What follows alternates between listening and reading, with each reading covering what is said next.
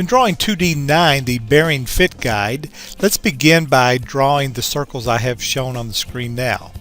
I've drawn the large 5.5 inch outside diameter circle. I've drawn the 2 1/8 inch radius center line circle. I've added some center marks, and at the very top in the 12 o'clock position I've drawn a 1/2 inch diameter circle, and on the right side in the 3 o'clock position I've drawn another 1/2 inch circle. So it's important to lay this drawing out exactly the way I have it before you go any further. So now let's first array the top circle, the small one that's at the 12 o'clock position. We're using our polar array. We're clicking that circle, hitting enter, picking the center point, the very center of the large circles, and then for our number of items we want 8 holes, and our angle to fill is 135 degrees, and then exit. Now let's array the side circle that's in the 3 o'clock position.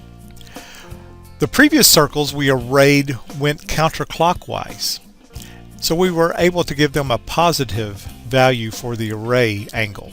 However, this circle is going to be arrayed in a clockwise rotation, so in order to accomplish this we need to give it a negative rotation angle. So we'll again pick the center point after picking the circle. We're entering 6 for the number of holes, and our angle this time will be negative 90 to make it go in a clockwise polar rotation. Finally, we need to array the top center line that's in the 12 o'clock position. So I'm going to use the polar array command again. I'm just going to pick that one center line. Then I'm going to pick the center of the large circles where the center lines intersect as my base point.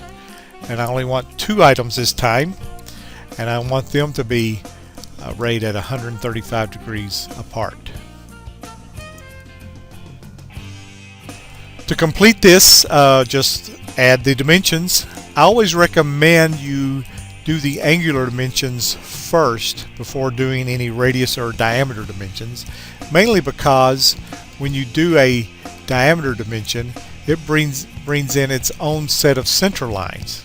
And I've drawn this on the object line just so you can see that the diameter dimension has its own center line, and when it has its own center line it's hard to select those lines as the lines for an array because they'll tell you they're part of something else. They don't recognize them as actual individual lines.